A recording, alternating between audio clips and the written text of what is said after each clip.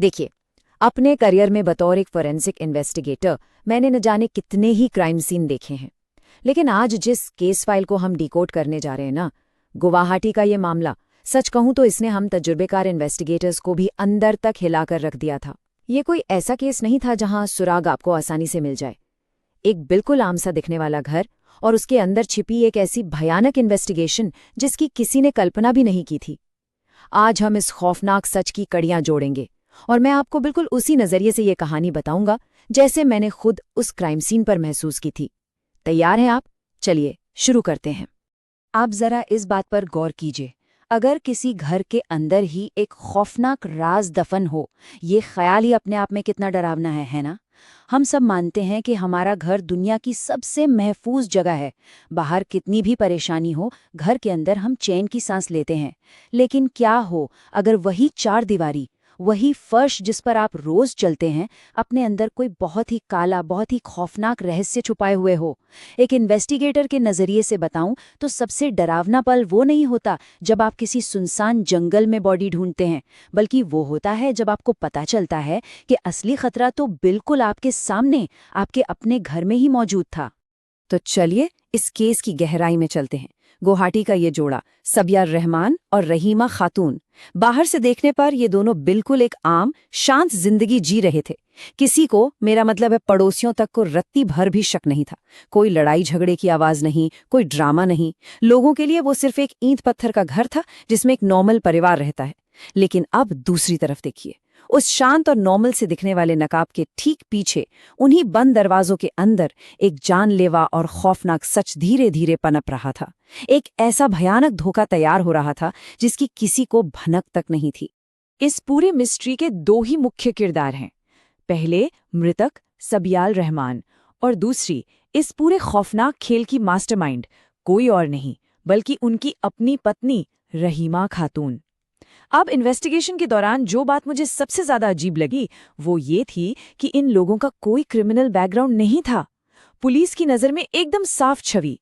एक साधारण इंसान के भेष में कोई इतना खतरनाक कैसे हो सकता है? रहीमा खातून को देखकर लगता ही नहीं था कि वो एक आम हाउसवाइफ के अलावा कुछ और भी हो सकती है। और यहीं पर क्रिमिनल साइकोलॉजी सबसे ज्यादा उलझ जाती है। जिस इंसान के साथ आप जिंदगी बिताने का वादा करते हैं वही एक कोल्ड ब्लडेड कातिल बन जाए, ये किसी भी जांच टीम के लिए एक बहुत बड़ी पहेली होती है। अब जरा इस टाइमलाइन पर नजर डालते हैं। ये पूरा घटनाक्रम जुलाई 2025 में शुरू हुआ। सब कुछ बिल्कुल नॉर्मल चल रहा था और फिर अचानक सबियाल रहमान गायब हो जाते हैं। अब जाहिर सी बात है, जब घर का मुखिया अचानक बिना बताए लापता हो जाए तो परिवार और पड़ोसी तो सवाल पूछेंगे ही। और यहीं से चीजें अजीब होने लगी। पत्नी रहीमा से जब पूछताछ हुई तो उसका बर्ताव इतना शांत था कि किसी को शुरुआत में उस पर शक ही नहीं हुआ। लेकिन जैसे जैसे दिन गुजरते गए और सबियाल का कोई सुराग नहीं मिला तो शक गहराने लगा। फाइनली पुलिस को बुलाया गया और जब ये फाइल मेरी टीम के पास आई तो शुरुआती जांच में ही हमें समझ आ गया था कि बॉस, ये कोई आम मिसिंग पर्सन का केस नहीं है। कुछ तो बहुत गलत हुआ है यहाँ। अब यहाँ जो सबसे ज्यादा चौंकाने वाली बात है वो देखिए, वो कहीं चले गए हैं। बस जब भी कोई पूछता कि सबिया कहाँ है तो रहीमा का यही एक रटा रटाया, बेहद ठंडा और शांत जवाब होता था। एक लीड इन्वेस्टिगेटर के तौर पर मुझे ये चीज सच में बहुत विचलित करती है। वो बिल्कुल ठंडे दिमाग से झूठ बोल रही थी। उसके चेहरे पर डर या परेशानी की एक सिकुड़न तक नहीं थी। और सबसे खौफनाक बात बताऊं, वो ये सारे जवाब बिल्कुल उसी जगह खड़े होकर दे रही थी जिसके ठीक नीचे उसने वो जघन्य अपराध किया था। जरा सोचिए, क्राइम सीन से महज कुछ इंच ऊपर खड़े होकर इतनी सफाई से झूठ बोलना और रोजमर्रा की जिंदगी जीना, ये साफ तौर पर एक गहरी साइकोलॉजिकल विकृति है। जब हम क्राइम सीन पर पहुंचे और हमने घर की तलाशी लेना शुरू किया तो लिविंग रूम एकदम परफेक्ट लग रहा था। सारा फर्नीचर अपनी जगह पर था। किसी तरह की कोई हाथापाई या संघर्ष के कोई निशान नहीं थे। सब कुछ इतना नॉर्मल कि आप कह ही नहीं सकते यहाँ कुछ हुआ है। लेकिन एक फॉरेंसिक एक्सपर्ट की नजरें वहीं जाती हैं जो आम लोगों को नजर नहीं आता। जब मैं उस कमरे में चल रहा था तो अचानक मेरे जूतों के नीचे का वो फर्श, उसमें कुछ बहुत अजीब सा महसूस हुआ।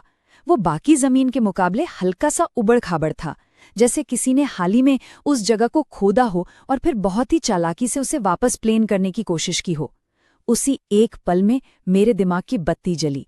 मुझे समझ आ गया था कि इस घर का खौफनाक राज कहीं बाहर नहीं, बल्कि बिल्कुल मेरे जूतों के नीचे इसी फर्श में छुपा है। शक पुख्ता होते ही हमने बिना एक भी सेकंड बर्बाद किए अपनी फॉरेंसिक टीम को उस फर्श की खुदाई करने का आदेश दिया। और मैं बता दूं, ये कोई आसान काम नहीं था। हमें बहुत ही साइंटिफिक और तरीके से फर्श की एक एक परत हटानी थी। उस वक्त कमरे का माहौल, उफ, आप वो टेंशन महसूस कर सकते थे। एक अजीब सी खामोशी छाई हुई थी। और फिर जैसे जैसे हम गहराई में गए, वो सड़न की बदबू और मिट्टी का बदला हुआ रंग सब चीख चीख कर गवाही दे रहे थे कि हमारा शक 100% सही है। फाइनली वो रोंगटे खड़े कर देने वाला पल आया। घर के बिल्कुल बीचों बीच फर्श के नीचे एक छिपी हुई कब्र मिली, जिसमें सबियाल रहमान की लाश थी। जिस घर को बनाने में शायद उस इंसान ने अपनी जिंदगी भर की कमाई लगा दी होगी, उसी घर को उसकी कब्र बना दिया गया था। ये अल्टीमेट बिट्रेयल था, यानी विश्वासघात की सबसे आखिरी हद। एक पति का मर्डर किसी बाहरी दुश्मन ने नहीं, बल्कि खुद उसकी पत्नी ने किया। और सबसे ज्यादा डराने वाली बात यह है कि अपने इस खौफनाक गुनाह को हमेशा के लिए दुनिया की नजरों से छिपाने के लिए उसने अपने ही घर को एक कब्रगाह में बदल दिया। पति की लाश को उसी फर्श के नीचे दफना दिया गया जिस पर वो औरत रोज चलती थी, बैठती थी, खाना खाती थी। उसने सोचा था कि ये राज इसी जमीन में हमेशा के लिए दफन रहेगा और कोई कभी उस तक नहीं पहुंच पाएगा। आप खुद सोचिए, अपनों के जरिए दिया गया इससे बड़ा और क्रूर धोखा क्या हो सकता है। ये सिर्फ एक मर्डर नहीं था, ये भरोसे का सबसे बेरहम कत्ल था। तो यहाँ सबसे अहम बात यह है कि आप सच को चाहे कितनी भी गहराई में क्यों ना दफना दें, वो एक न एक दिन बाहर आ ही जाता है। लाश मिलने के बाद रहीमा का सारा खेल खत्म हो चुका था। जब मैंने उसे इंटरोगेशन रूम में बिठाकर आमने सामने सख्ती से पूछताछ शुरू की, तो उसका वो शांत, मासूम और ठंडा नकाब आखिरकार टूट कर बिखर गया। शुरू में उसने बहुत बचने की कोशिश की, कहानियां गढ़ी, लेकिन हमारे फॉरेंसिक सबूतों के सामने उसके सारे झूठ ताश के पत्तों की तरह ढह गए। उस पूरी खौफनाक साजिश का पर्दाफाश हो गया और रहीमा खातून को वहीं गिरफ्तार कर लिया गया। फॉरेंसिक साइंस और एक बारीक जांच ने उस राज को बाहर निकाल ही लिया, जिसे हमेशा के लिए घर की बुनियाद में गाड़ने की कोशिश की गई थी। तो जाते जाते एक बार फिर इस बात पर विचार कीजिएगा, सबसे खतरनाक राज दुनिया से नहीं, बल्कि अक्सर हमारे अपने घर के अंदर छुपे होते हैं। ये केस हमें सिर्फ एक मर्डर के बारे में नहीं बताता, बल्कि उस खौफनाक धोखे के बारे में अलर्ट करता है जो कभी कभी उन दीवारों के बीच पनपता है जिन्हें हम सबसे ज्यादा सेफ मानते हैं।